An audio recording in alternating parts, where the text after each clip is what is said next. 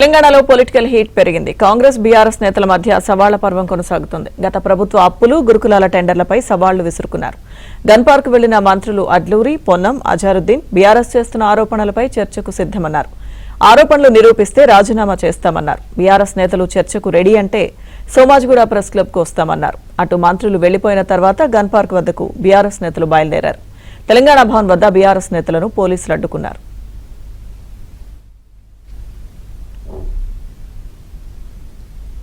పూర్తి సమాచారం మా తెలంగాణ బ్యూరో చీఫ్ నవీన్ అందిస్తారు. నవీన్, సో మొత్తం మీద ఇవాళ తెలంగాణ రాజకీయం ఒక్కసారిగా వేడెక్కినటువంటి పరిస్థితి కనిపిస్తుంది. మరోవైపు గన్ పార్క్ దగ్గర, అలానే తెలంగాణ భవన్ దగ్గర, బీఆర్ఎస్ పార్టీ కార్యాలయం దగ్గర కూడా ఒకంత ఉద్రిక్త వాతావరణం అయితే కనిపిస్తుంది. సో మొత్తం మీద రెండు అంశాల మీద సవాళ్ల పర్వం అయితే కొనసాగుతుంది. సో ప్రధానంగా ముఖ్యమంత్రి రేవంత్ రెడ్డి ఇటీవల జరుపుతున్నటువంటి పర్యటనలు కావచ్చు, సభల్లో కావచ్చు, గత ప్రభుత్వ హయాంలో జరిగినటువంటి అప్పులు, అలానే కాంగ్రెస్ హయాంలో చేసేటువంటి అప్పుల మీద ఆయన చర్చకు సిద్ధమంటూ ఆయన చెప్తూ వస్తున్నారు. మరోవైపు గత ప్రభుత్వం అంటే తెలంగాణ ఏర్పడ్డప్పుడు 2014 తెలంగాణ ఏర్పడ్డప్పుడు తెలంగాణ అప్పు కేవలం ఒక 68,000 కోట్లు మాత్రమే ఉండింది. అయితే ఈ 9.5 ఏళ్ల కాలంలో తెలంగాణ అప్పు దాదాపుగా 7.5 లక్షల కోట్లకు పైగా బీఆర్ఎస్ ప్రభుత్వం అప్పులు చేసిందని చెప్పేసి రేవంత్ రెడ్డి విమర్శించారు. మరోవైపు ఇటు బీఆర్ఎస్ నేతలు, ముఖ్యంగా కేటీఆర్ కూడా, బీఆర్ఎస్ పార్టీ వర్కింగ్ ప్రెసిడెంట్ కూడా, సో ఈ 9.5 ఏళ్ల కాలంలో కేవలం 3.5 లక్షల రూపాయలు మాత్రమే, 3.5 లక్షల కోట్ల రూపాయలు మాత్రమే అప్పులు చేశామని చెప్తున్నారు. అయితే అప్పుల మీద ప్రజలను రేవంత్ రెడ్డి ముఖ్యమంత్రి తప్పుదో పట్టిస్తున్నారని చెప్పేసి కేటీఆర్ విమర్శిస్తూ వస్తున్నారు. అయితే దీని మీద చర్చకు సిద్ధం, ప్లేస్ గానీ లేదా టైం గానీ ముఖ్యమంత్రి డిసైడ్ చేయాలని చెప్పేసి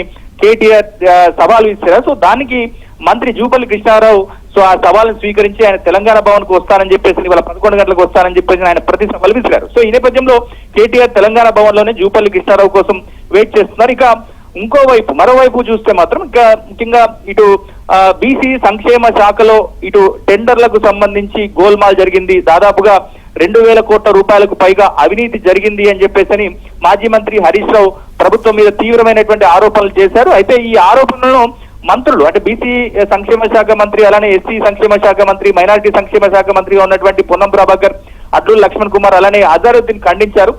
అసలు టెండర్ వాల్యూ 1,100 కోట్లు అయినప్పుడు 2,000 కోట్ల రూపాయల అవినీతి ఎట్లా జరుగుతుందని చెప్పేసి కూడా వాళ్ళు హరీష్ రావు విమర్శలకు వాళ్ళు గట్టిగా కౌంటర్ ఇచ్చారు. సో దమ్ముంటే గన్ పార్క్ దగ్గరికి వచ్చి ఆధారాలను బయట పెట్టాలని చెప్పేసి ఇటు ఈ ముగ్గురు మంత్రులు కూడా సవాలు విసిరి ఇవాళ ఉదయం 9:30 గంటల నుంచి 11 గంటల వరకు గన్ పార్క్ దగ్గర బైఠాయించారు.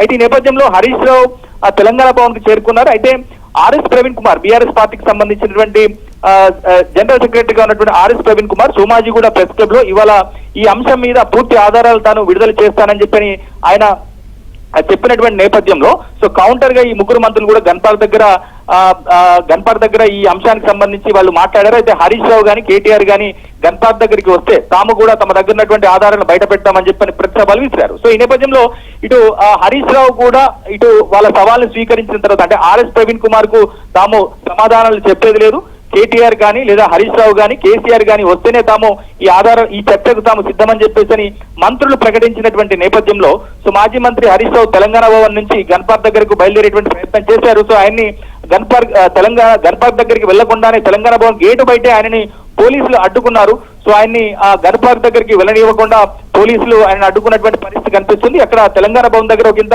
ఉద్రిక్త వాతావరణం అయితే కనిపిస్తుంది. సో ఇవాళ మధ్యాహ్నం 3 గంటలకు తెలంగాణ కేబినెట్ సమావేశం జరగబోతుంది.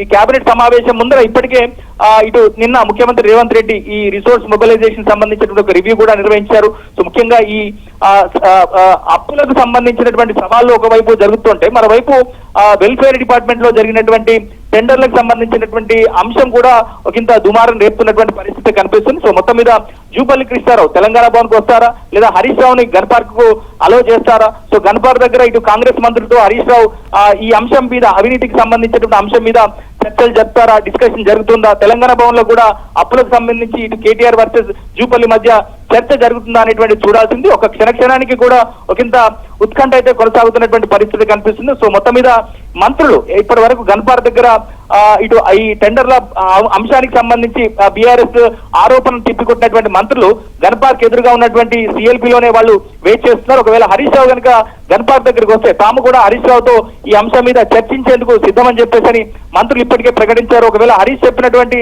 ఆరోపణలు వాస్తవమైతే నేరుగా తాము రాజ్భవన్ కు వెళ్లి రాజీనామా పత్రాలను కూడా సమర్పిస్తామని చెప్పినటువంటి నేపథ్యంలో సో మరి ఇప్పుడు హరీష్ ని తెలంగాణ భవన్ నుంచి పోలీసులు గన్ పార్క్ వెళ్లేందుకు వెళ్ళనిస్తారా, లేదా హరీష్ ను అరెస్ట్ చేసి తెలంగాణ బయటికి పోలీస్ స్టేషన్ తీసుకెళ్తారా, లేదా తెలంగాణ భవన్ లోనే ఉంచుతారా అనేటువంటిది ఒకంత అయితే ఆసక్తిగా నెలకొంది. సో మొత్తం మీద ఈ ఎపిసోడ్ అనేటువంటిది ఒకంత క్షణానికి రాజకీయంగా ఉత్కంఠగా కొనసాగుతున్నటువంటి పరిస్థితి అయితే ఉంది.